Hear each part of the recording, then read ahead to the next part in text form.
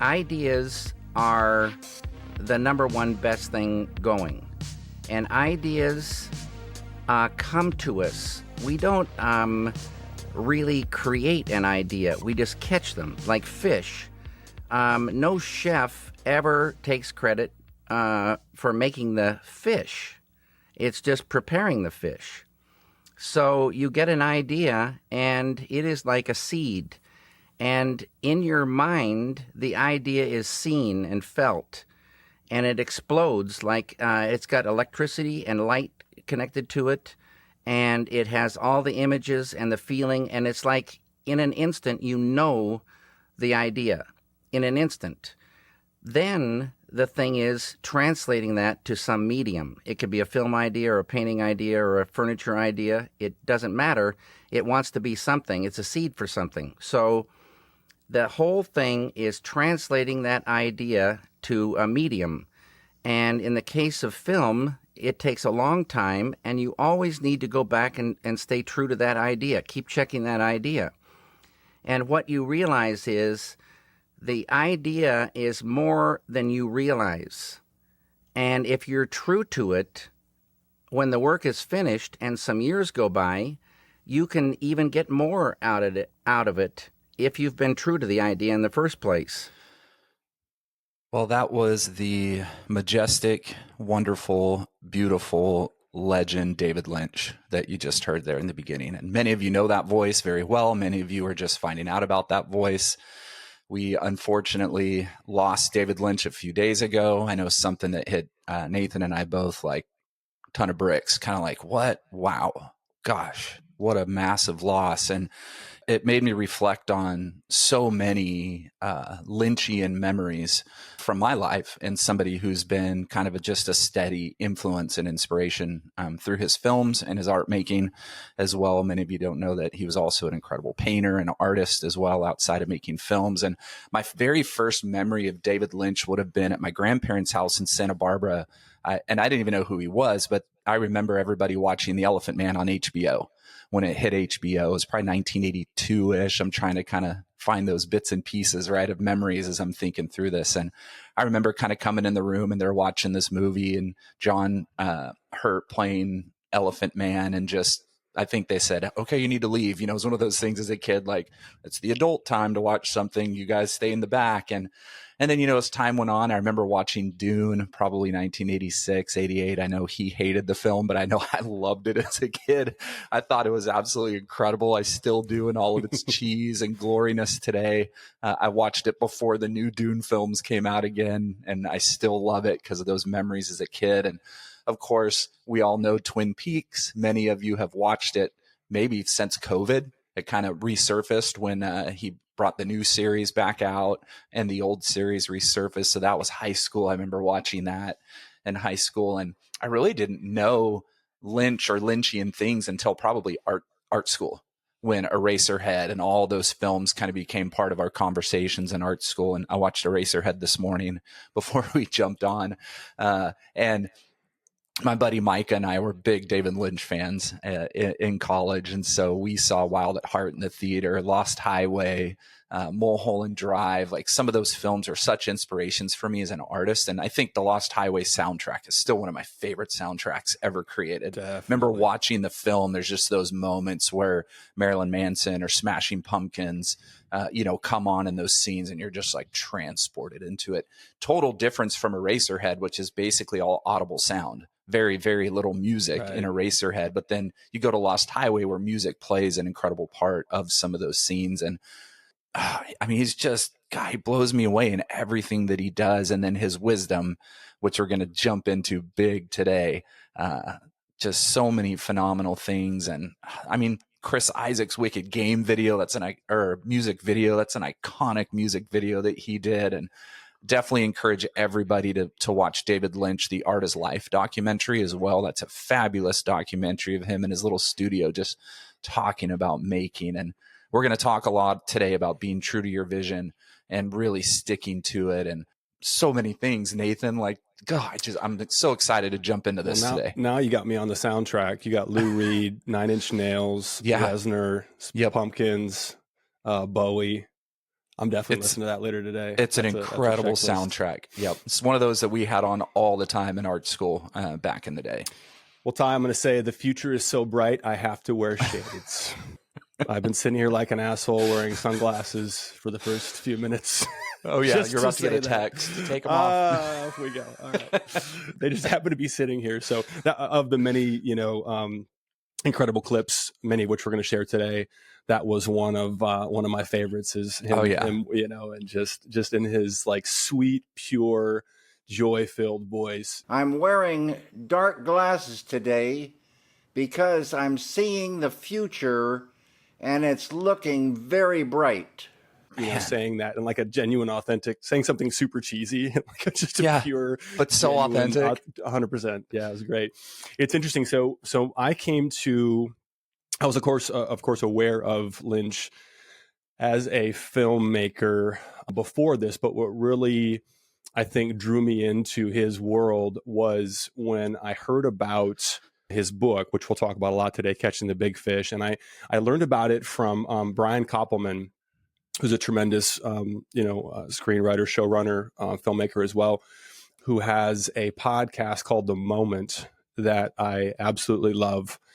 And I heard about it maybe, 6-7 years ago. The book, I think, came out in like 2007.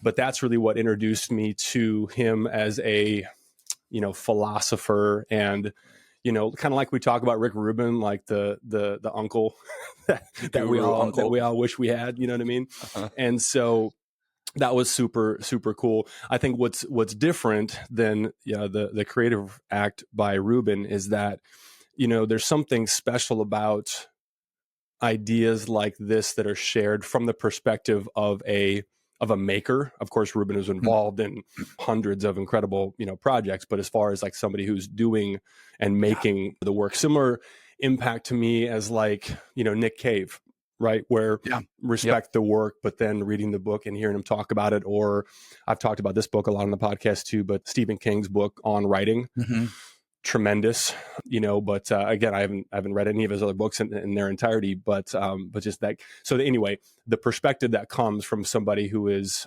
actively and prodigiously, making a ton of tremendous work that is unique to their own voice is, I think, really, really special. And so really excited to talk about kind of his ideas and just share a bunch of quotes and kind of break them down. So I'll stop babbling. Let's dive in. Yeah, it's going to be great. And I think just a great quote to kind of start with is from page 159 in the book. And the book is titled Catching the Big Fish. We'll definitely have it in our show notes. So it's something that, as Nathan said, he didn't introduce it to me, but he forced me to read it. So my buddy Zane Walliman, who I've spent a lot of time with in Kenya and here in the US for years, was telling me, Ty, you got to read this book. You got to read this book. You got to read this book. And as a friend, when you say forced, like I hogtied you. You did. I held your eyelids open, Clockwork Orange style. Opened it up. Like, you're gonna read this, right? Yeah. Yeah. And then thankfully it's a short book. I didn't have to wrangle you for too long. No, not at all.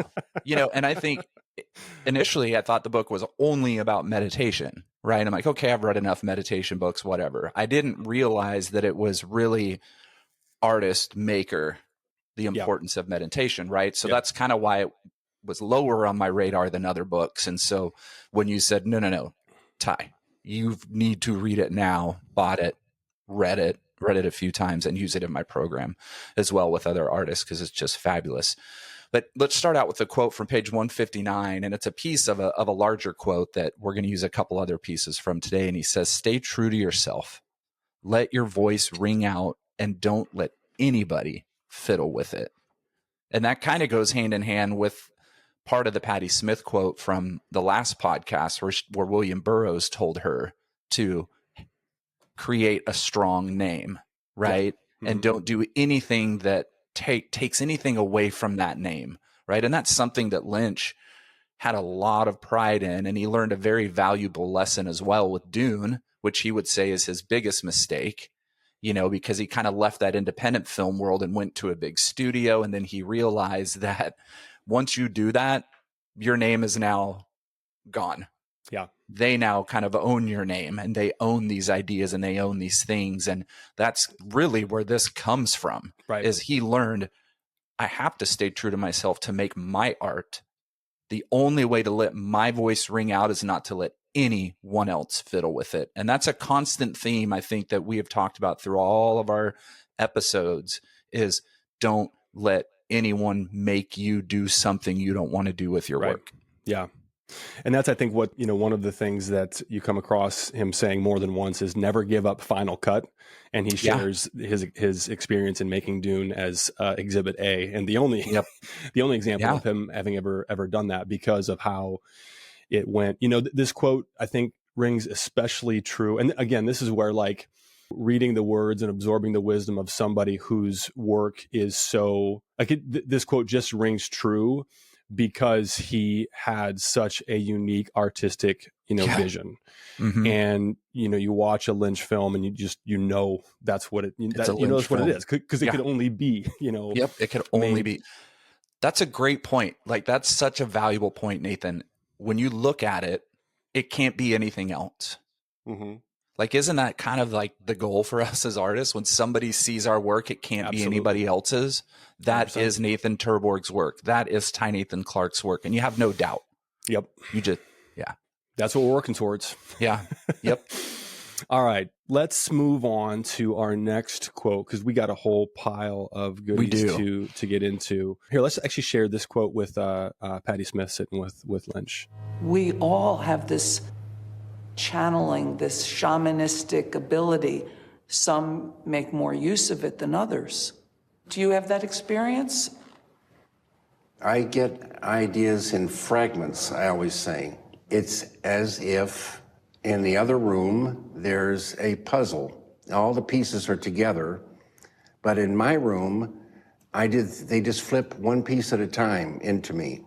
And a first piece I get, it's just a fragment of the whole puzzle, but I fall in love with this fragment. Yes. And I love this fragment, and it holds a promise for more, and I keep it, I write it down, and then I say that having the fragment is more bait on the hook, and it pulls in more, and the more that come in, the more faster the rest come in. I love this is great. I want a copy of what you just said. If you're watching the video version of this, I just love Patty's face.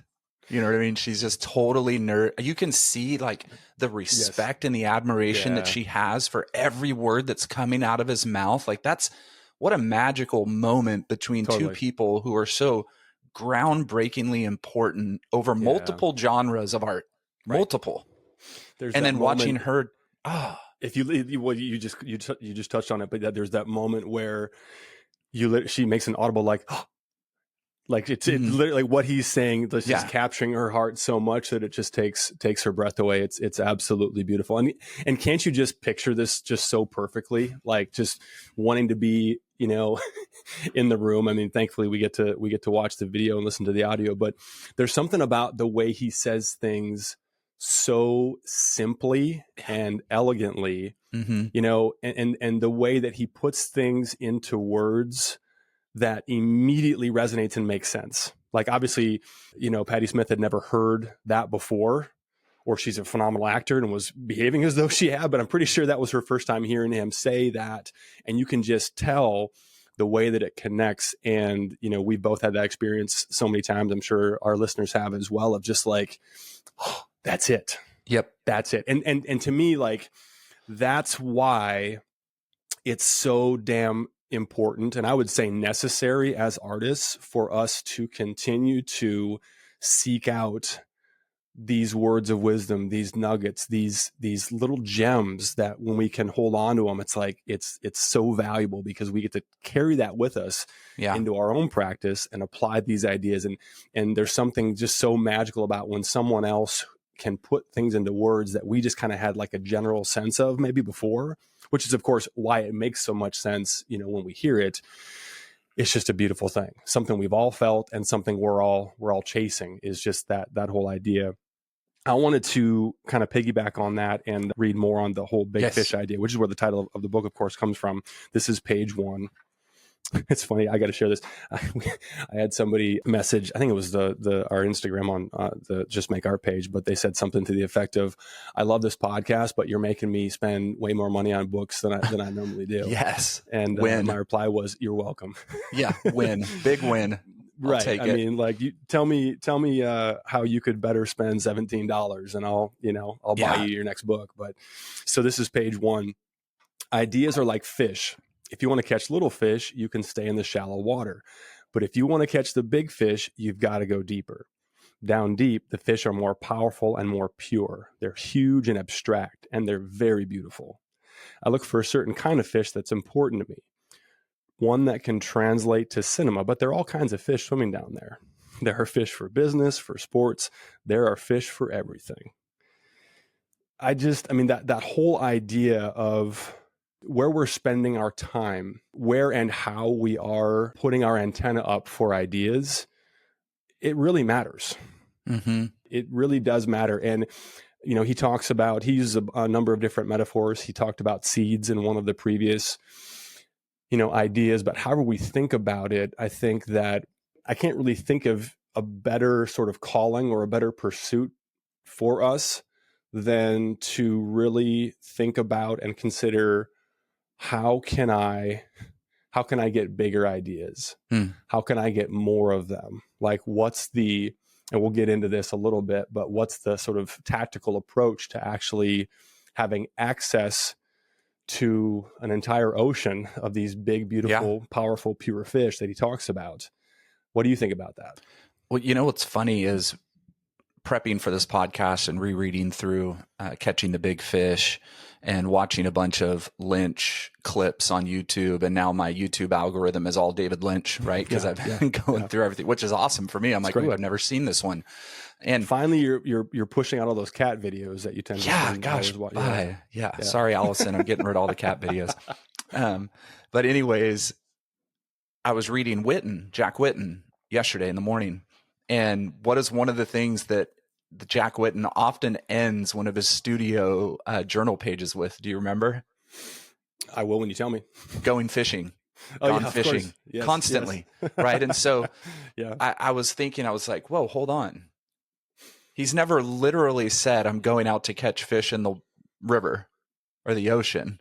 Yeah. But he keeps ending all these big studio sessions that he's writing all these notes. And literally it's just stream of ideas. Yeah. And then he says, going fishing. So I can't help but say that he's got that same mindset of David Lynch. I think he actually did fish. I think he actually did, because that often would precede his trips. Well, don't ruin it for me. You're right. My bad. But anyway, it's exactly honestly, what you thought. But it's the metaphor. Yes. Right. He's got all these ideas. Yeah. And now he's going to go fish. I can't help but think that even if he was physically fishing, right, in Brooklyn, wherever he is, off the pier, and looking at this huge ocean and thinking about all the ideas he's reeling in constantly in the studio, and that's what David Lynch is saying, right? Mm-hmm. Like, you've got to constantly be casting. And what is fishing? It's meditative as well. It's supposed to be calm, the place where you're kind of out with your soul, you're outdoors in nature, you're spending an enormous amount of time thinking. It's usually silent, and you're casting into this huge body of water and trying to reel in as much as you can, because what does it do? The more you reel in, the more it feeds you. Well, it's funny. I don't know. Have you done much fishing in your life? Yeah, I'm not a big fisherman. I have. I hate it. I enjoy it. I've not done a lot of it, but a couple times. I've got friends that are really into it, and some family. So occasionally it's some of my best memories are with my grandpa and my great uncle, fishing for pike and sunnies with cane poles where there's no reel. You just lifted it up, and it's beautiful. But that metaphor, it tracks in a number of different ways, because when you're fishing, the more hooks you have in the water, the higher, it's basic math, right? Mm-hmm. The more hooks you have in the water, the better your chances of catching fish. If I'm in the boat by myself with one hook in the water, the boat will likely catch fewer fish than if we've got 6 people who are all, trolling for. And so to carry that through to our practice, just thinking about, how can we have more hooks in the water? In other words, how can we give ourselves more opportunities to catch fish? You know, I mean, it's basic math. You know, the more hooks we have in the water, and the more time we spend fishing, the bigger fish we're going to catch, and the bigger those ideas are going to be. And this is where the meditation piece, I think, really comes in. And one thing he talks about a ton and hits from a number of different angles in a number of different ways, some of which we're about to get into here. But it's, how can we be fishing all the time? You know? Yep. I mean, we've talked about this many times on the pod before, but it's not something where, you know, we're only, okay, I'm in the studio and I'm in front of the work and here we go and go. Right. Let me receive. No. I mean, we're always, you know, the antenna is always up. The hooks always need to be in the water. Yeah. And how do we become more aware of those ideas? Like, you know, the antenna always being up and always being pulled. How do we get to that point where we can be more aware of things? Because there's obviously lots of distractions outside that studio door that can do everything possible to kind of shut that down. Right. How do we do that? You set up the next quote really well. Let's hear what Lynch says. You're up. If you have a golf ball size consciousness, when you read a book, you'll have a golf ball size understanding. When you look out, a golf ball size awareness.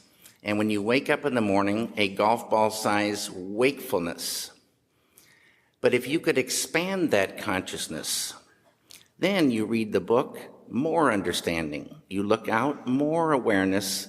And when you wake up, more wakefulness. It's consciousness. And there's an ocean of pure, vibrant consciousness inside each one of us. And it's right at the source and base of mind, right at the source of thought, and it's also at the source of all matter. I've got a lot of thoughts on that, but I first want to say that if you're not watching the YouTube version to see the video of him speaking, that's fine. Just go and find these videos. There's something I love about his mannerisms where he does this thing with his hands where he just, you can see, it's the kind of thing that an artist does, right? Like if you just what we do when we're trying to, I love it. I love his nonverbal communication when he's speaking. So you asked how, and Lynch would tell us this is exactly how. That meditation is for him the way to collect more of these ideas, to really to develop more awareness and wakefulness in everything that you do, which speaks directly to what we just talked about in terms of having more hooks in the water and having those hooks in the water, you know, all the time, not just some of the time. I wanted to share a quote from the book that pairs really well with something that I've got, you know, highlighted and underlined a couple of times in the book on page 57. And this is a very digestible book. You know, there's the sections are very short and to the point. This section is exactly one line, I guess technically just one sentence. And it reads like this: the thing about meditation is you become more and more you. Okay. I want to share. So let me kind of back up a little bit, I think. And I just want to share, like, I have been really curious and fascinated by meditation for probably, 14, 15 years, maybe longer than that. And have not been a consistent, you know, daily. I've had streaks. I've had, you know, where I've been daily for, you know, 4 or 6 months and then fallen off. Very rarely have I gone, you know, more than a couple of days without realizing, hey, it's time to sit down and get still and meditate. I used an app for a long time called Headspace, which is like a guided meditation, you know, app. And that was kind of my introduction to it in terms of doing it over, you know, longer periods of time and staying consistent with it. But I wanted to kind of read, I don't know if I'll read all of this, but that struck me yesterday in a really deep way. And I journaled about it a little bit. But what I wrote yesterday is better than what I'll be able to come up with today to really explain how that struck me, and I think how that really impacted me. So I wrote the quote down. I love this quote. I think I understand it at its essence, maybe. It strikes me like this. You are the purest you at birth. By pure, we mean free of programming. You haven't yet acquired the weight of expectations, worries, fears, all the external inputs. Then, as you grow up and adopt certain ways of being, the pure you gets crowded out like weeds in a garden. Precious nutrients are siphoned away from where they belong to feed that which doesn't. So, meditation helps weed the garden, removing the junk that has crept in and taken root over time. It gets us back closer to the you were born to be, childlike and free. As artists, it helps us identify and eliminate, or at least reduce, the voices in the room that don't belong. So that's what meditation, I think, does for me, specifically from a creative standpoint. I mean, these are the types of things that apply to every part of your life. When we become less fear-based, less anxious, we become less reactive. We become better to deal with. There's a story that he shares where when he first started meditating, his first wife came to him after 2 weeks and said, "What's up? What's going on?" Because he was he described himself as being very angry, before he started meditating.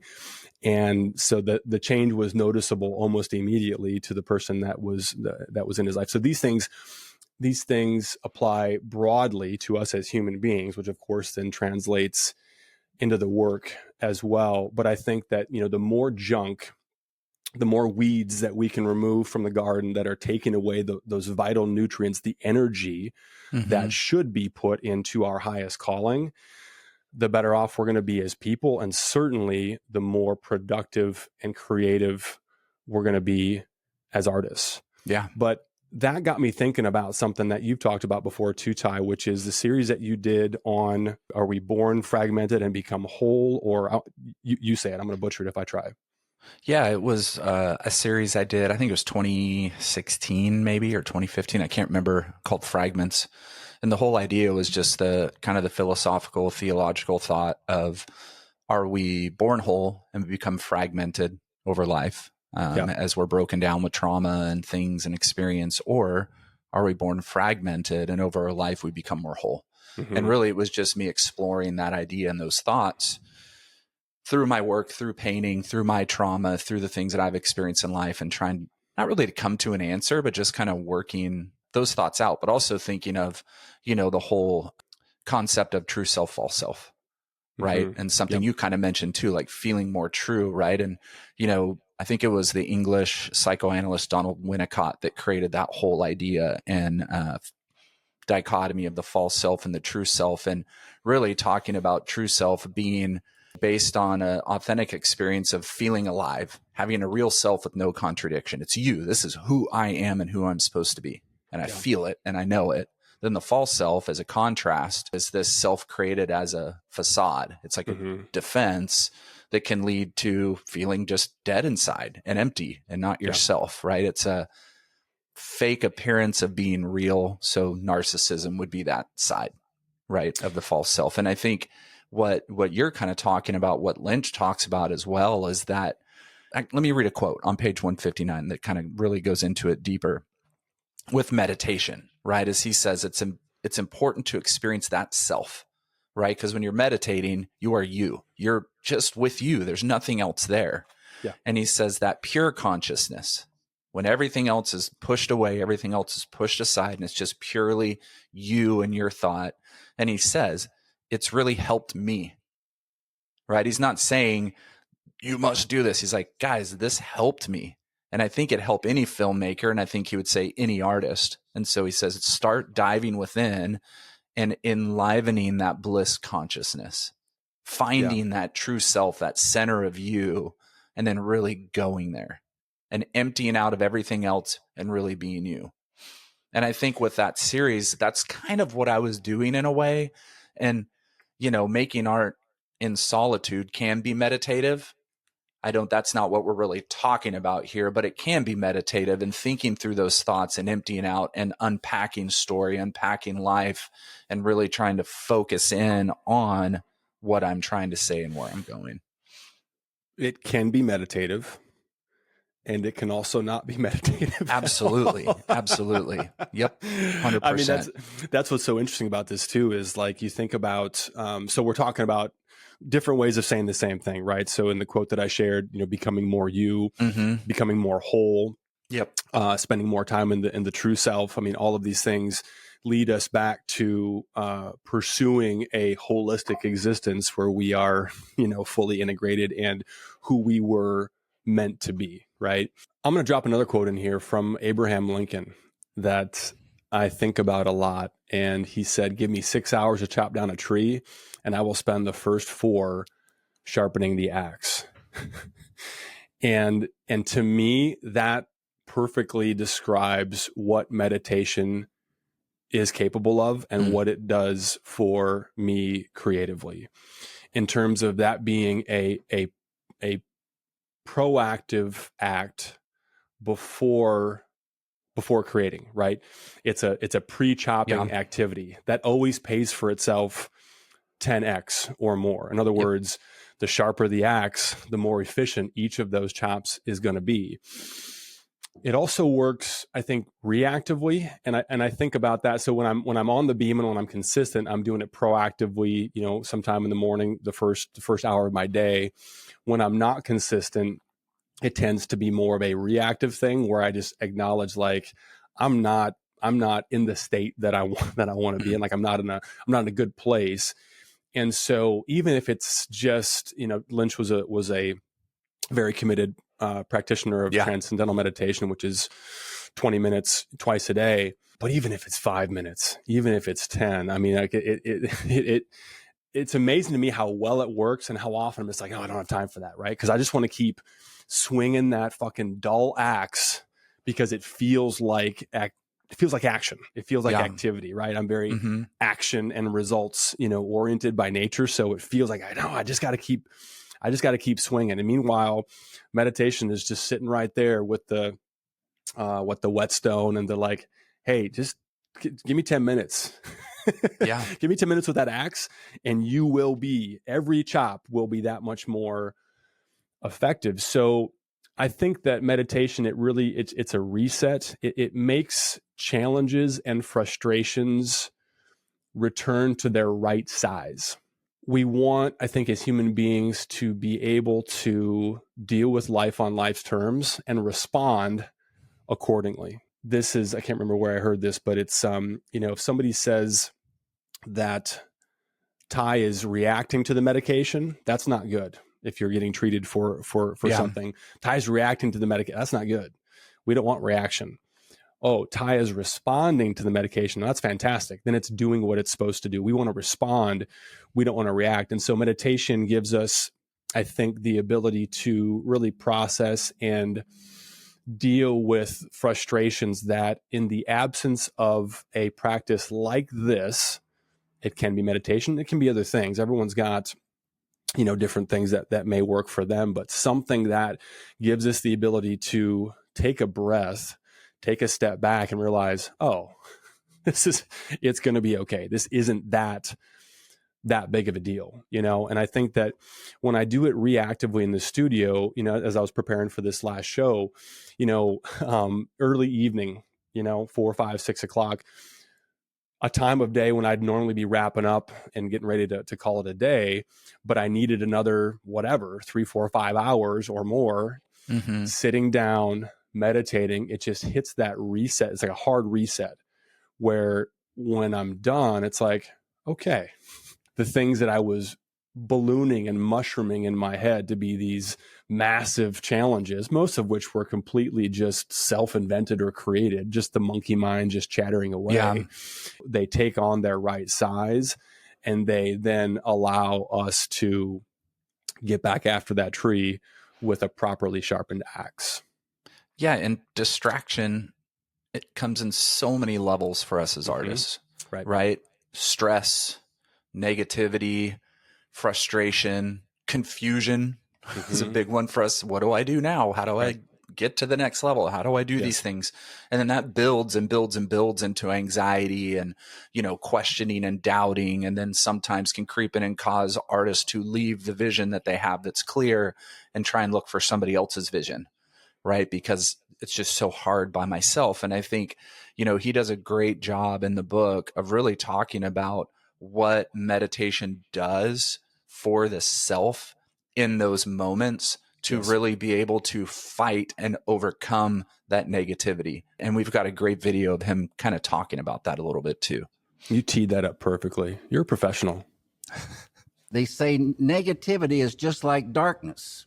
And you say, what is darkness? And you look at it and it's nothing. It's just the absence of something. You can't go down to the store and buy a dark bulb, turn it on and the room gets dark. Darkness is the absence of light. You ramp up this all positive and automatically negativity will go just like darkness goes in sunlight or with an incandescent light. Automatically without trying. Once again, very simple.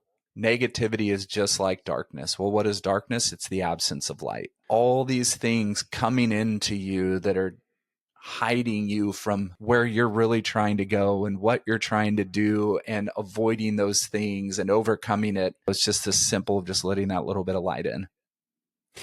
I should say too, I want to comment on that, but I should say that this is, you can tell by the way that that clip is lit. That's from his masterclass. Yeah.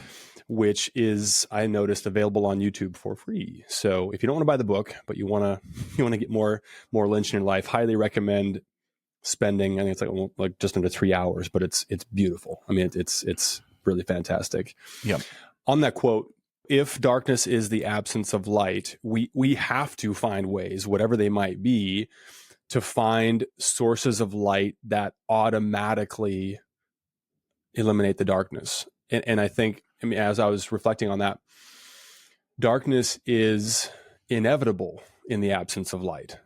It doesn't mean anything other than there's no light. And I think it's easy to assign meaning to things that aren't real, or to assign inappropriate meaning, I should say, to things that aren't actually worth our energy. Again, just these ideas, the not good ideas, but bad ideation, you know, the types of things that just can really just flood in, you know, when there's not light. And when we have the ability to access that light and turn on the light bulb, not the dark bulb. I love how he puts that. Yeah. You know, darkness has no quarter. There's no place for it to exist because the light is there. Yeah, absolutely. And I love what he says on page 93 and 95 here, kind of discussing those in more practical terms for things that can come in and really hamper your ability to gather those ideas, right? And cast those lines to catch the ideas in the fish, as he says. And he says, I kind of paraphrase a little bit here, but he says, it's good for the artist to understand conflict and stress. Those things can give you ideas, but I guarantee you, if you have enough stress, you won't be able to create. And if you have enough conflict, it will just get in the way of your creativity. You can understand conflict, but you don't have to live in it. It's common sense. The more the artist is suffering, the less creative he is going to be. It's less likely that she is going to enjoy her work, and less likely that the artist will be able to do really good work. And if you're an artist, you've got to know about anger without being restricted by it. In order to create, you have to have energy, and you've got to have clarity. You have to be able to catch the ideas. You've got to be strong enough to fight unbelievable pressure and stress in this world. So it just makes sense to nurture the place where that strength and clarity and energy come from, to dive in and enliven it. It's a strange thing, but it's true in my experience. Bliss is like a flak jacket. It's a protecting thing. If you have enough bliss, it's invincibility. And when those negative things start lifting, you can catch more ideas and see them with greater understanding. You can get fired up more easily. You've got more energy and more clarity. Then you can really go to work and translate those ideas into one medium or another. That's beautiful. I love how he says how bliss and calm can act as a shield, kind of, right? Yeah. Like once you're able to recognize, push away, center yourself, you start to enliven those things. And bliss is like a flat jacket. It's like a shield. It's protecting. And I love he says, then you can get fired up. And in the absence of that shield, in the absence of that flak jacket, you're going to be catching those bullets of negativity. It's inevitable. Yep. You just are, right? You are. So yeah, he says yeah. You have to be strong enough to fight the unbelievable pressure and stress in this world. He's talking about the creative world, the art world. Right. Like, and he uses the word unbelievable pressure, unbelievable stress. And it helps us to focus on the right things. You know, light can be channeled, can be directed. You know, I turn on the lights, it illuminates the entire room, but there's also a spotlight. And that, I think, is something that flows in the undercurrent of a lot of the things that he shares, meaning that we can illuminate where we want our focus to be. Think of it like a tightrope. If we're walking the tightrope, we are focused on where that next step is supposed to go, not the void below. Yeah. Right. Yeah. Where we want to be, not where we would be if it didn't go the right way. So in channeling our focus, it just frees us up to really do our best work, and just, you know, we talk about this a lot, but just creating the right conditions for art to happen and for life to happen, for that matter. I mean, again, all of these things are universally transferable to all of our waking hours. Yeah, I think you led into our next video quote really well when you start talking about that freedom. Let's hear what David Lynch has to say about that. There's a thing called freedom, and it's very, very important. Free to think anything and do anything. Every human being has a line they won't cross, but it's a different place for each of us. But you need to have freedom to do your work. Any restrictions is a sadness, and it can kill creativity. Wow. Any restrictions can be a sadness that can kill creativity. And I want to go ahead and just read the quote from page 12 because it feeds right into this one. Yeah. And he says, so the art life, okay, he's talking about our life as artists in the studio. So the art life means a freedom to have time for the good things to happen. There's not always a lot of time for other things. That is a very simple and very deep and profound quote. Freedom to have time for the good things to happen. Well, we can't have freedom if we're completely restricted and trying to follow a certain set of rules or things we think we can or can't do, but a freedom from restrictions to do our work. Negativity, stress, conflict, anxiety, all these things, right, become restrictions for us doing our work. And so then he says, the art life means a freedom to have time for the good things to happen. If we don't have that freedom from restrictions, all those good ideas, all those many ideas that we're casting and pulling in, we don't have time for those things to happen because, as he would say, your consciousness, your mind is so filled with other things that it's not open to the rest. And he says, there's not a lot of time for other things. Right. You don't have time for all that other shit to be bouncing around and distracting you from your work. You don't have time. We say this all the time. This is a long road. This takes us time. And how sad that we just lost David Lynch. And then you read this quote, there's not a lot of time for other things. We don't know how much time we have left in this world. And the art life is long. If we are able to operate in freedom in our studios, we're able to pull in all those things at a faster rate in something that is very slow and it's going to take us a while to create our best work. TikTok.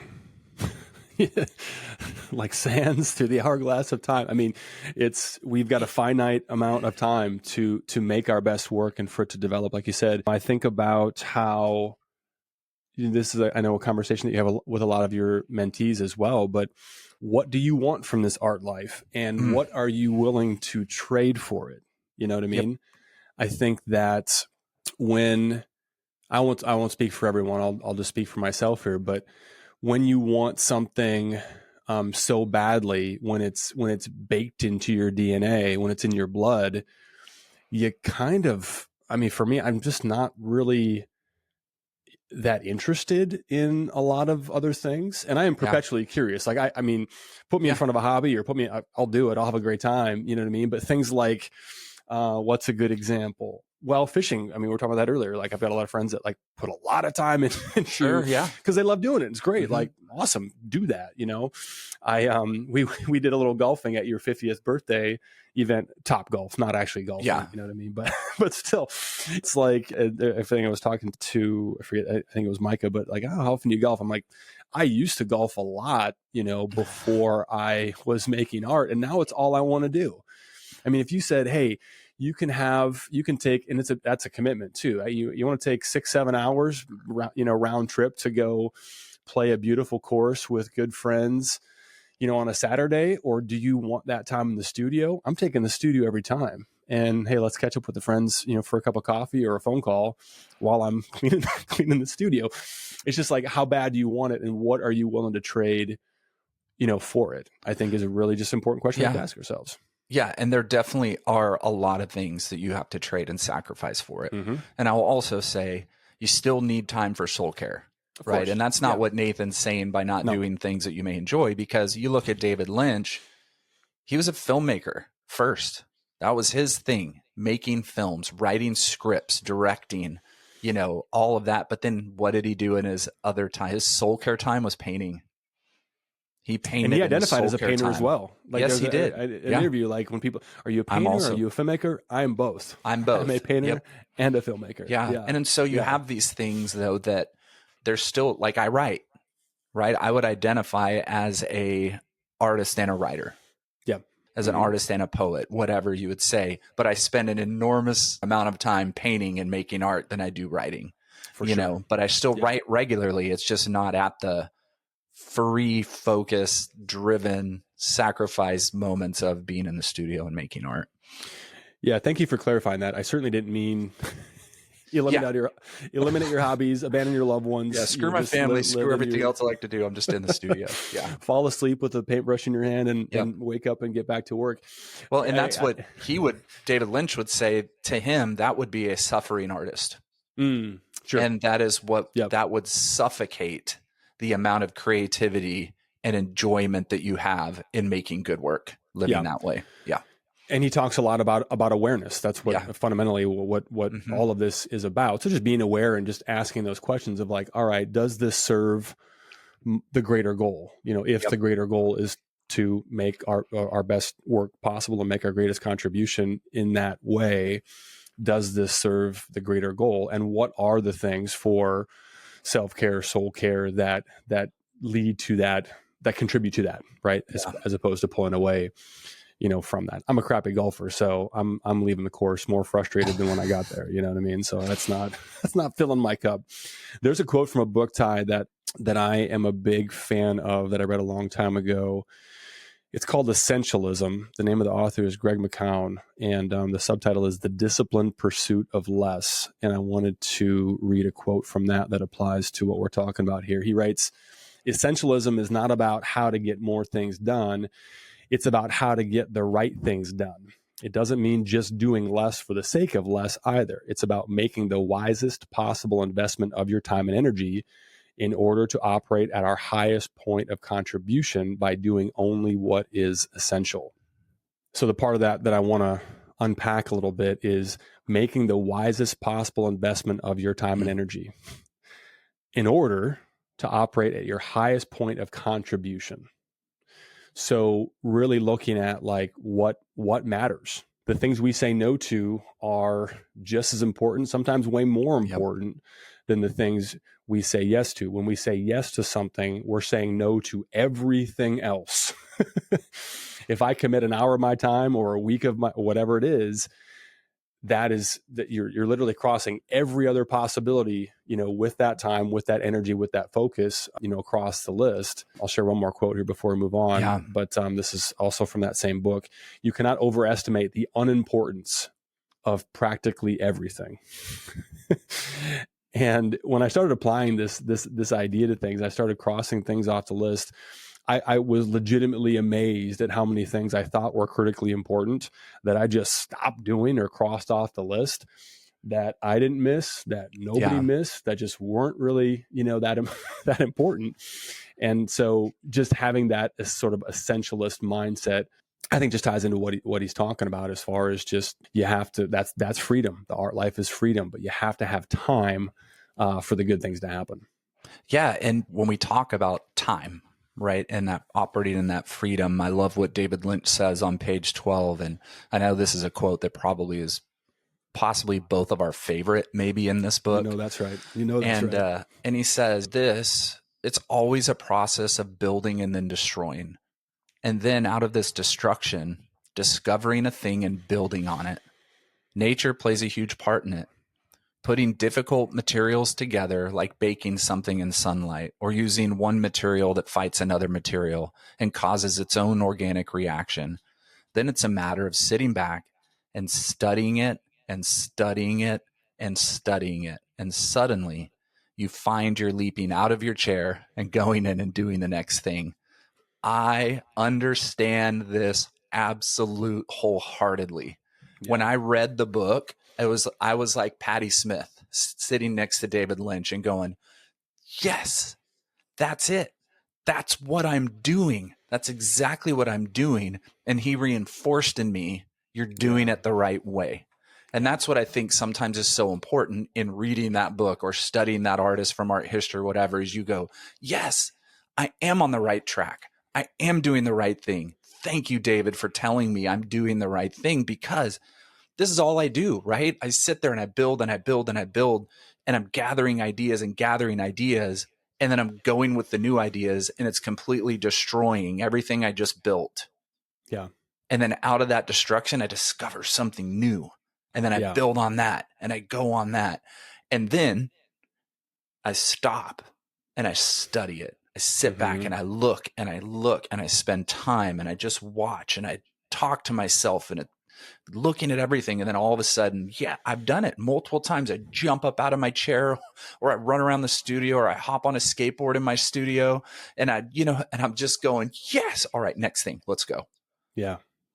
No, it's beautiful. It does tie in really well with what we were just talking about, because it does require a certain type of freedom and willingness to destroy, to let go of the good in pursuit of the great.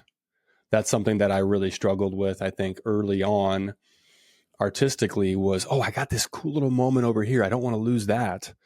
Or on its own, it's a neat little part, or it's something that is interesting, or something that I want to retain. But bring things full circle to that one of my favorite Stephen King quotes from that book that I mentioned earlier is, kill your darlings.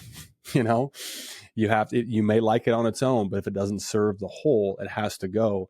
And he talked a lot about an interview that I was listening to. I'm going to paraphrase this, but he talked about that idea, this quote, kind of more in depth, in terms of how one idea would lead to the next. And before you know it, the seed is completely gone. It's completely destroyed, but it took that to get to this, right? It was that sort of, progression. And of course, this correlates directly to what I do in the studio and what I do with my work in terms of building things up and building up layers, and then breaking them down. Yeah. I actually shared this exact quote on a reel that I posted yesterday of me doing exactly that. But that's how I think about it is, this move might not work. This quote unquote ruin, whatever that part, but you have to have the freedom to risk it. Yeah. and see what might be. And I think that's a freedom that is developed over time, to have, faith in the process, that what is revealed, or what the seed leads to, the thing after the next thing, might actually be the thing, as opposed to just falling in love with the initial idea and feeling like you got to just execute on just that first part, right? It's action and reaction. And all of that is operating in the mystery. Yeah. Because you don't know. Yeah. We can't know. We don't know. And if we're trying to know and trying to constantly grasp it and totally understand it, you're really putting yourself in a disservice of operating in that freedom, you know? And so we have to allow the mystery to exist. That's part of the freedom, is living in that mystery. And he says on page 79, I love going into another world and I love mysteries. If you've watched a David Lynch film, there are multiple worlds that exist in every film. It's not just one straight storyline through. So I don't really like to know very much ahead of time. I love that. Yeah. I don't like to know very much ahead of time. I like the feeling of discovery. I think that's one of the great things about a continuing story, which I would also translate as a developing work, that you can go in and go deeper and deeper and deeper. You begin to feel the mystery and things start coming. Wow. You begin to feel the mystery and things start coming. I want to just piggyback that with one of our favorite Nick Cave quotes that we've shared before, I think quite a few podcasts ago. And he says, you have to operate at least some of the time in a world of mystery beneath that great and terrifying cloud of artistic unknowing. The creative impulse to me is a form of bafflement and often feels dissonant and unsettling. Yes, it absolutely does. It chips away at your own cherished truths about things, pushes against your own sense of what is acceptable. It's the guiding force that leads you to where it wants to go. It's not the other way around. You're not leading it. Well, and that's the chef preparing the fish. Yep. We're preparing the fish. We're not taking credit for making the fish. Yeah. We're going where it wants to go. We're prepared in a way that serves the overall flavor of the dish. And that's, I mean, I think a lot, especially that first quote about mystery, I think we all do. We just love being surprised. Yeah. I mean, those moments where we have that Patti Smith from the first quote sort of gasp of like, oh, wow. That moment of discovery, it's so perfect. It's so beautiful. It's so fulfilling because we don't know. Yeah. If we were just, making a paint by number, just think about a puzzle. His puzzle metaphor, on my wife's side of the family, the in-laws, for Christmas time, they love getting a big puzzle and everyone kind of like chips in. And I'm like, guys, we know what it's going to look like at the end. It's right on the damn box. Like, what are we doing right now? I proudly was the only person at Christmas who didn't put a single piece in that puzzle, just because it's like, why do I want to? That's essentialism in practice. Why do I want to spend mental and emotional energy, even at Christmas, staring at something, just trying to put something together, just so we can get to an end that we already know how it's going to go. Yeah. Anything about like films, TV, whatever. Like, when you can predict the ending, it's kind of like, okay, yep, let me guess. Yeah, you're not predicting a Lynch ending. Right. Ever. And that's what's great about it. Yeah. That's what's beautiful about it. And that's, I think, what we're trying to do with our art as well. Well, and he operated that same way, because there's a great story in the book about running into Laura Dern, right, who was his neighbor, who's been in a number of his films. Yeah. And then he had this idea because he had this little dream about something. And then he runs into her and he's like, oh, hey, got this idea. And then they go to do a little short. And then he sees something. And all of a sudden, these other ideas come, and he starts writing them down and kind of running with them. And then it turns into a feature film. Right.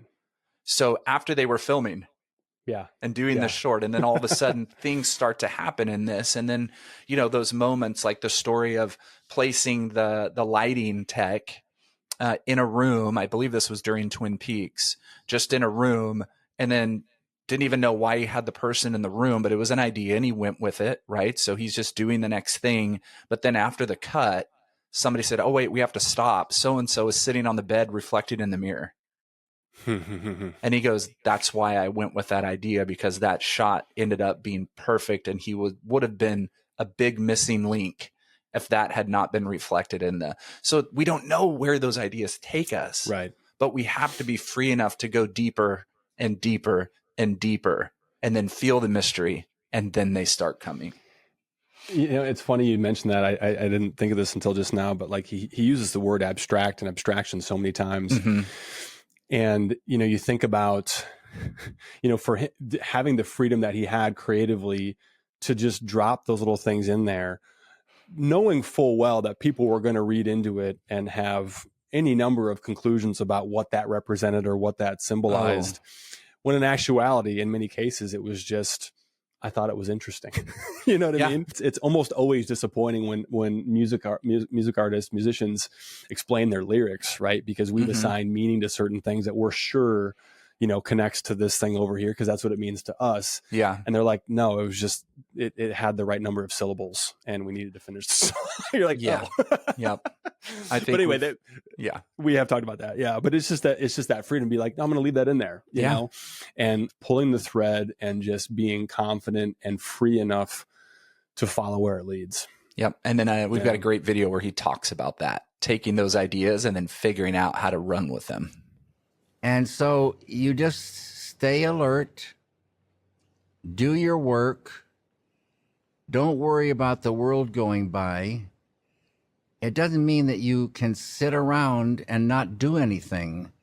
You've got to get your butt in gear and do it. And don't take no for an answer. Translate those ideas to cinema or to a painting or to whatever. And figure out a way to get it done. This is something that I'm constantly trying, I think with quite a bit of success, but at times it doesn't always come through, to really enforce into any of the artists that go through my program that I work with. And it's figuring out those ways to stay alert, right? To be open in that freedom and the mystery, all these things that we've already talked about in the episode, so that you can gather, so that you're shutting off the world outside your studio and you're just able to be your true self and gather.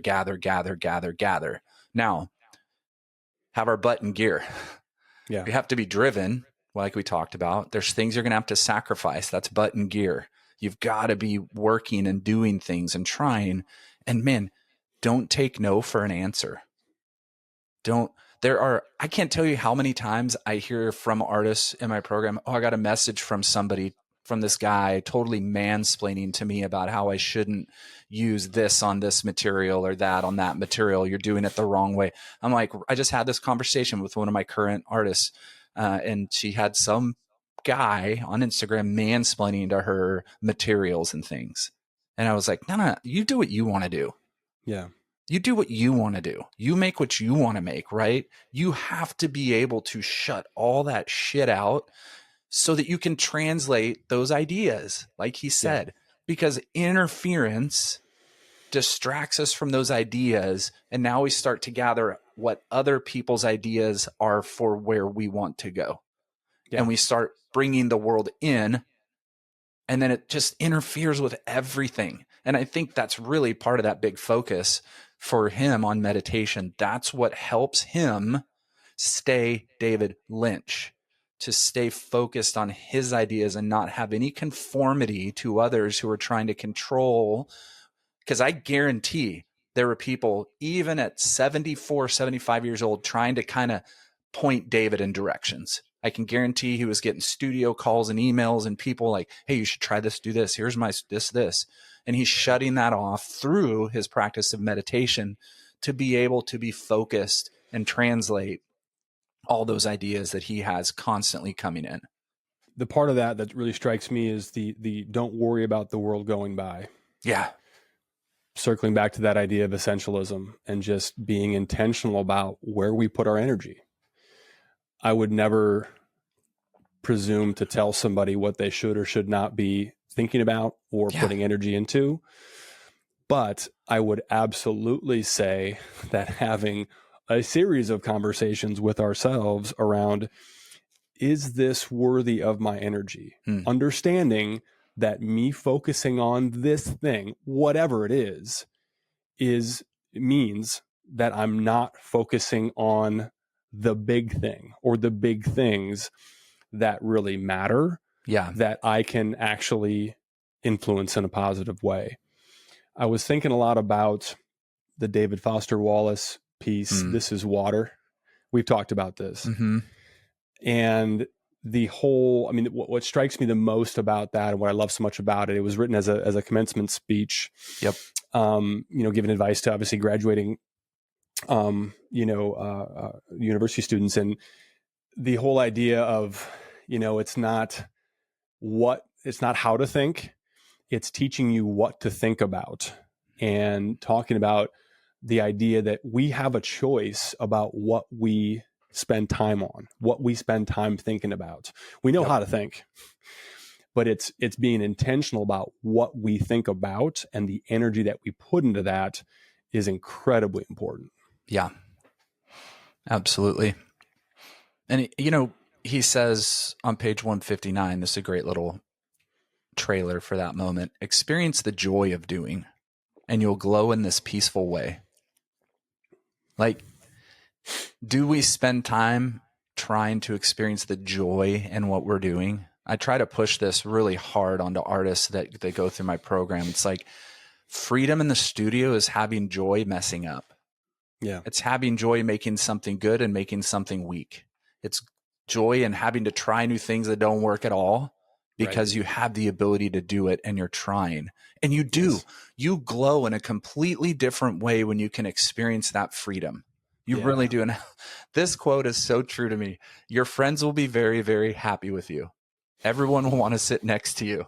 Like, that's so great, because when I was working full time and painting on weekends and nights and when I could, I was not very fun to be around at home. Yeah. Mandy, my wife, would tell me all the time, like, we got to figure out a way for you to paint full time. We got to speed this up somehow, because you are not fun to be around at times. When you're not painting, you're not fun. Right? Because that's my true self. Yeah. My true self is when I'm emptied of the world and I'm completely free in the studio and I'm making. Yes. And when I'm in that mode, I'm experiencing the joy of doing. And I glow in a totally different and peaceful way. When I'm not making and I'm away from it and I'm not really in that mode, I'm not the funnest person to be around. It's like there's that false self starts to kind of reek through, and I start to do things that aren't truly me, or I don't act the way I am. And I just love that he says, it's just a funny David Lynch thing, and everyone will want to sit next to you. And give you money. And give you money. Right. Yeah. Yeah. The other part of that too, Ty, is experiencing the joy of doing and remembering that this can be fun. Yeah. Yeah. I laughed at I journaled, I caught myself writing this in my journal a few weeks ago, and I just laughed out loud when I saw it on paper, because it was like, this can still be fun. That was what I wrote. Like, this is it hard? Is it work? Is it, of course, but experiencing the joy of doing. And to me, and how this relates to, Lynch's sort of, worldview, is that back to when I'm in my false self, I believe the lie that I only have value because of what I achieve and what I produce. Yeah. Mm-hmm. Right. When I'm in my true self, I can be present. I can be in the moment. I can experience the joy of just the process. And, oh, by the way, wouldn't you know it, the work that results from those times is always better. Yeah. It just is, And so, just that idea of just experiencing the joy of doing, glowing in this peaceful way. Sign me up. Yeah. And that's one of the notes I had for myself at the beginning of this year, because last year was rough. You and I have talked about this at length. Just me being vulnerable with you. Like, it was just a rough year for me on a lot of different levels that I felt like really affected my work. I know it did. And so one of the things that I wrote in my journal this year was just have more fun. Find the ways to have more fun. And it's not like I don't enjoy my time in the studio. It's not like I don't enjoy, but it's like there's a difference in just realizing you enjoy something and then having fun and freedom in doing it.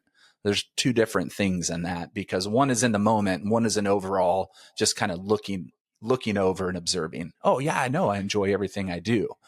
That's different than in the moment in the studio, continually to come in with this complete, just a joy and love and passion for what I'm doing on a daily basis. And I think what I hear you saying is I think what he was describing in terms of just freedom, you know? Absolutely. And it's funny, there's a part of that quote, I had a note and I didn't bring it up when we were there, but I want to ask you now. in that freedom quote, he says, everyone has this line they won't cross. Yeah. And I can think of at least 3 different ways to interpret that. But how do you receive or how do you interpret that specific line in the context of him talking about freedom? I look at more this way. There's a line you won't cross as far as I'm going to work with a big studio on my next film. I'm going to continue to work independently so I can have full control of myself. Now, there are plenty of incredible filmmakers. I was thinking about this morning when I was driving. Sofia Coppola is one of my favorite filmmakers. Yeah. Obviously, she was born into the industry.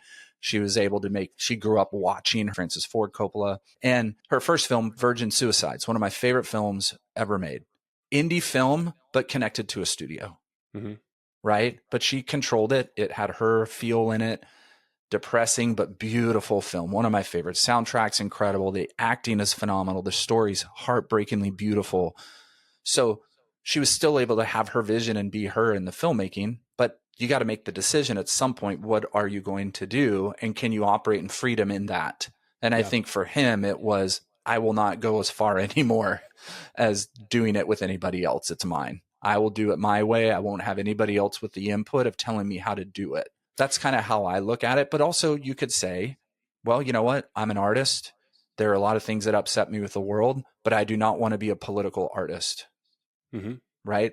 Outside of my art making, I will get involved in political things and make my statements, show up, do whatever I need to do to get my voice forward, write letters to my congressmen or my senators, whatever, and push the things I believe in forward. But I'm not going to do that with my artwork. And then I'm going to be completely political with my artwork. Completely. That's what I'm doing. I'm pissed. I'm angry. I'm going to let everybody know how I feel, and I'm going to put it out there. Yeah. So plenty of ways. Well, and that's the whole point, right? Is like, it's our line. Yes. That's freedom, is getting to decide like where that line is and what types of rules that we want to set for ourselves.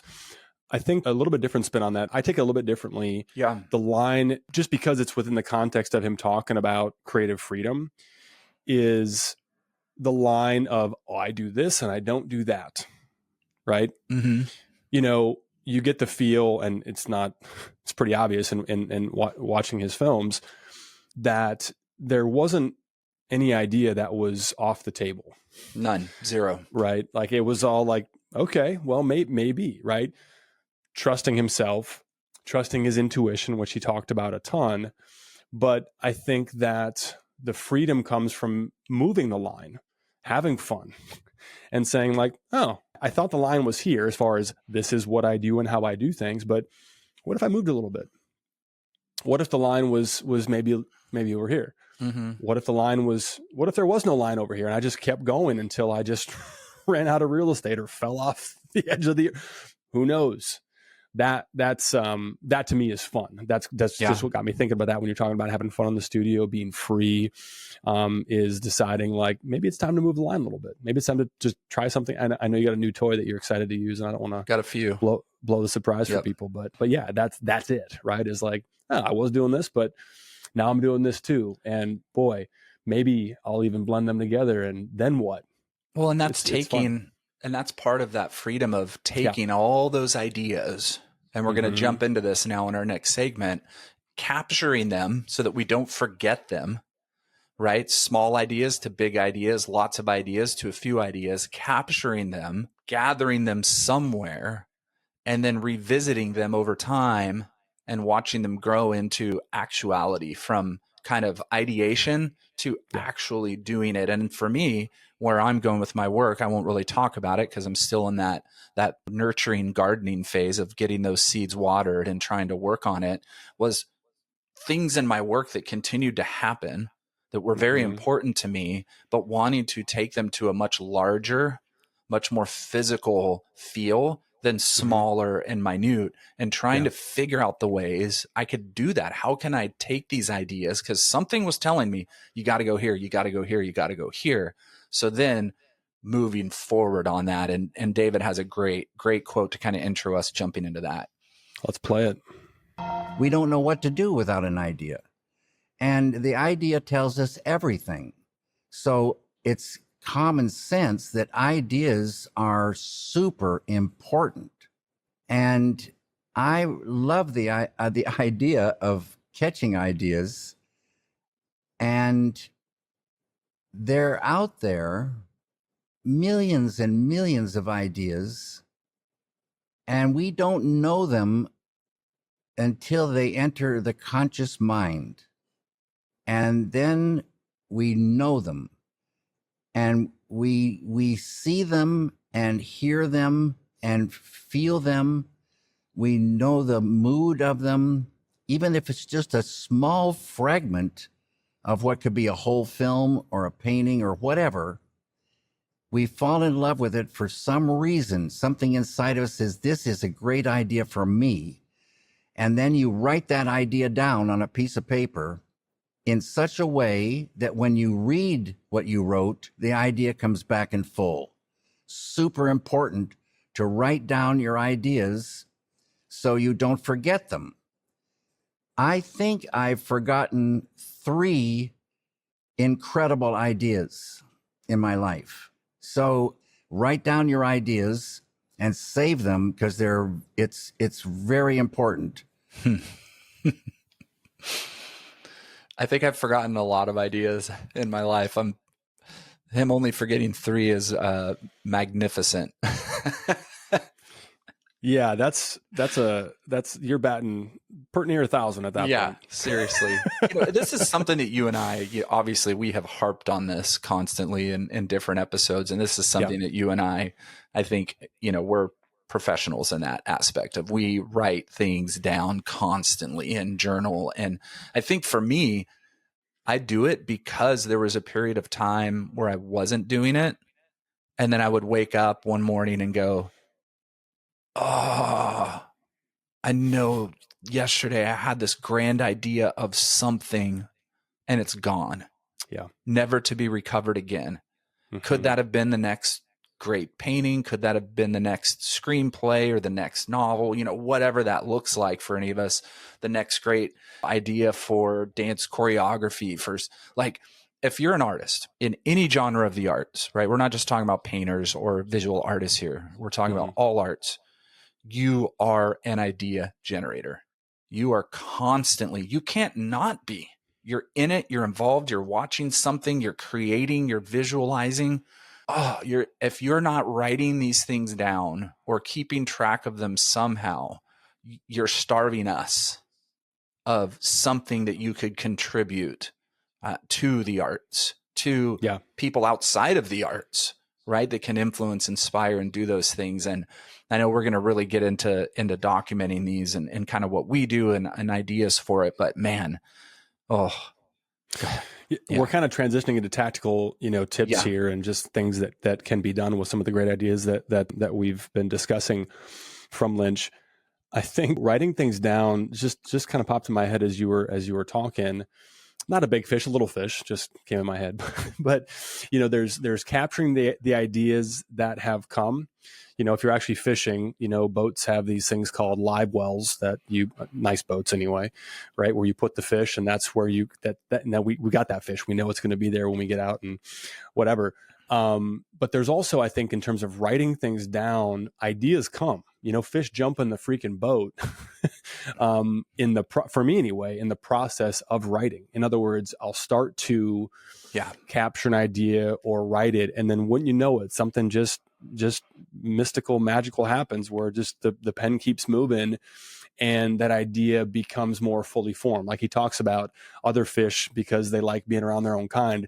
They jump on. And now all of a sudden you've got, because you sat down, invested the time to capture the one, it then becomes many, and it then becomes a bigger fish. It becomes more fully developed, and that to me is just like, I mean, I don't know. I cannot imagine being a working artist or a creative of any kind without having some type of way of logging and capturing ideas. I mean, I just think about, I said this to somebody recently. I said, if all I do is execute on the ideas that I've got written in my journals, it would still take me, 5 more lifetimes. Yeah.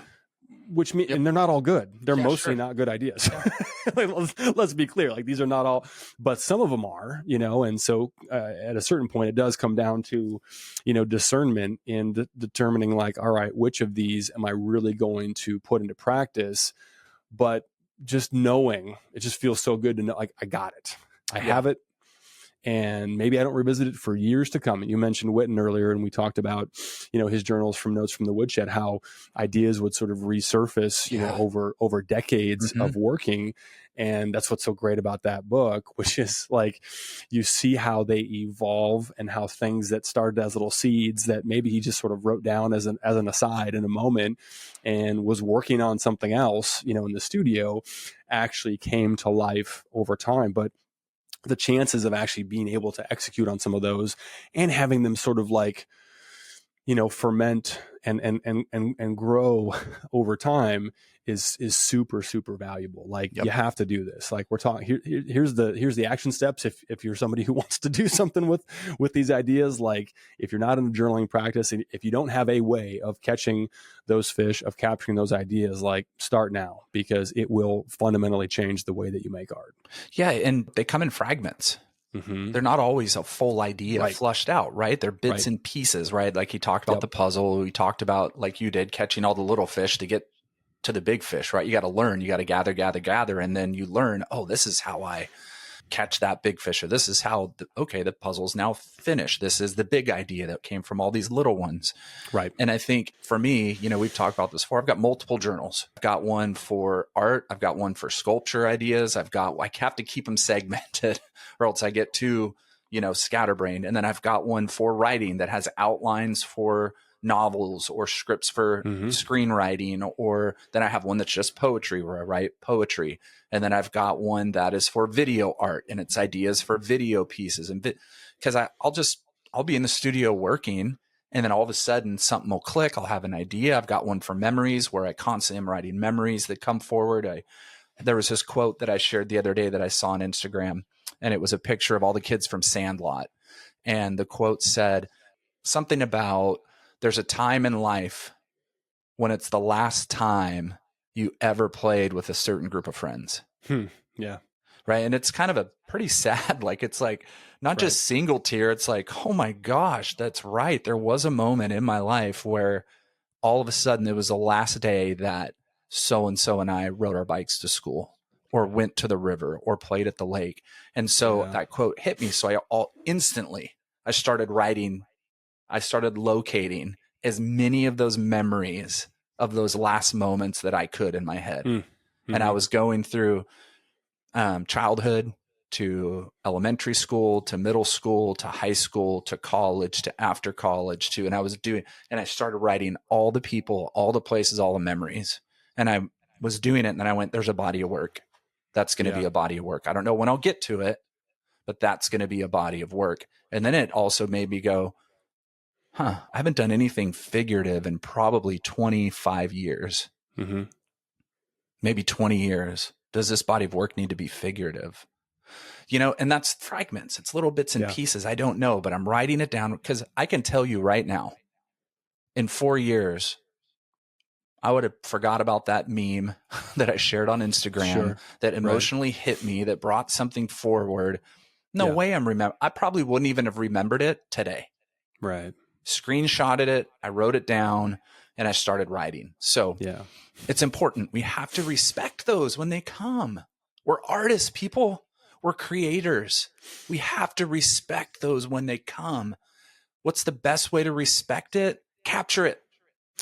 And that's honoring the idea. Yeah. That is also sort of, it reinforces that wiring for more ideas to come. Yep. And as you're talking too, I'm thinking about how much it actually frees up a lot of our hard drive, so to speak, right? It makes it, for me anyway, it makes it way more just simple to get back to work on the thing that I'm actually doing at the time, as opposed to if I don't write it down, or if we don't capture it, then it's just kind of like there, it's kind of like interrupting the frequency of, what we're actually intending to work on at the time. Once we capture it, once it's cool, now we can go back to, what we were doing at the moment, without that nagging feeling of like, oh, I don't want to forget this.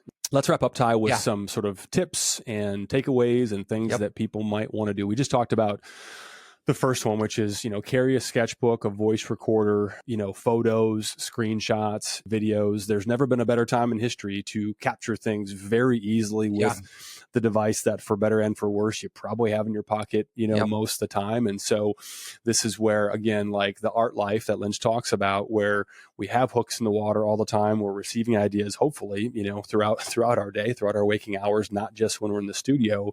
So have a system. Doesn't matter what it is, but just have a way to make sure you capture them, and preferably sort of keep them in, one place. I have a number of different, albums on my whatever iPhone that are just art ideas. Yeah. It's mostly pictures of cracks in the street and things that are, falling apart. Mm-hmm. So that's whatever. That's what I love. But it's all types of things. It's a screenshot from something that I'll see online. It's a technique, that I'll see walking by a construction site. And, I could actually, whatever, capture it, right? Yeah. Find a way of making sure that you log those.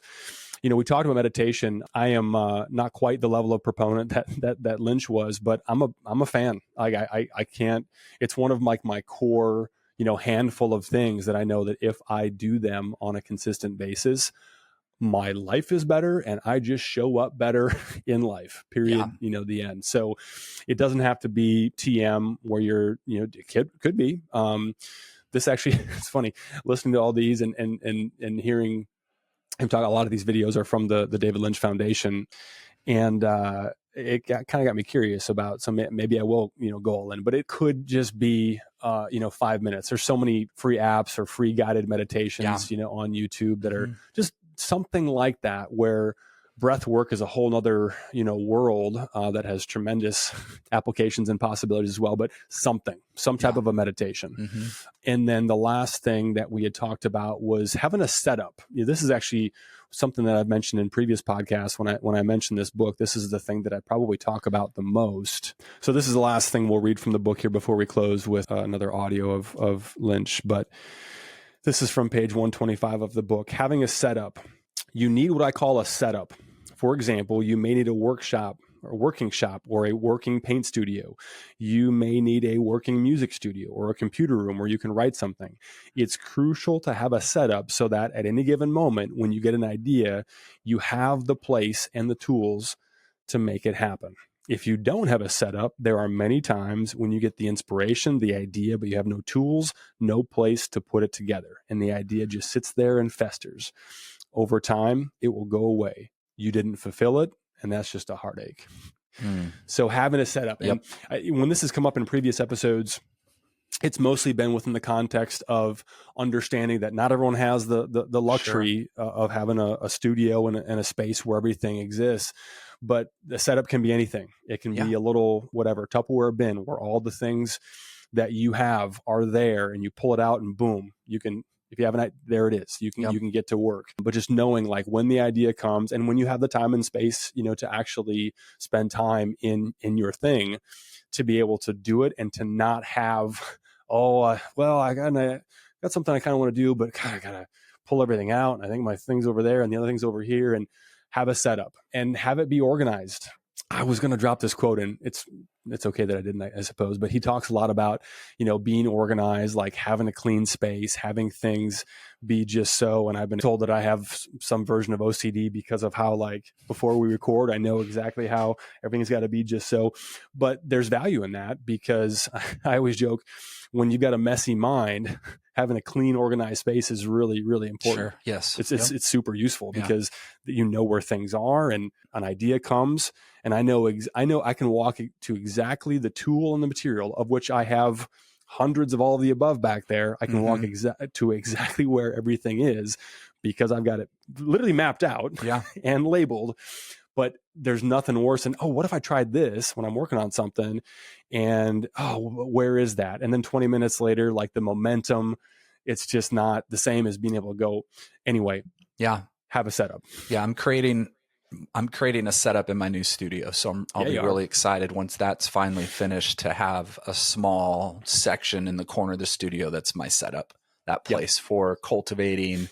When it pops in, I can just leave what I'm doing, go sit for a minute, be in a space where it is meditative and it is my little space where I can sit and kind of cultivate those things. So I'm excited for that. Okay. I think best way to end this is just a parting goodbye to David Lynch and just playing a video clip and let David's words kind of lead us out of this episode. What do you think, Nathan? I love it. Yeah, we'll wrap up. Thanks for joining us. Follow, whatever, subscribe, share, blah, blah, blah, or don't. I mean, it's your world. You're free to do what you want. Thanks for joining us. Let's close with the immortal words of Mr. Lynch. The meaning of life is? The meaning of life. So cool. The meaning of life is totality. Everything. More than the most. Smaller than the smallest. Larger than the largest. Totality. The human being is an exquisite being, and we have a potential, and that potential is called enlightenment, fulfillment, total fulfillment, liberation, salvation, and it's huge, supreme enlightenment. That's the meaning of life, the meaning. Know it by being it.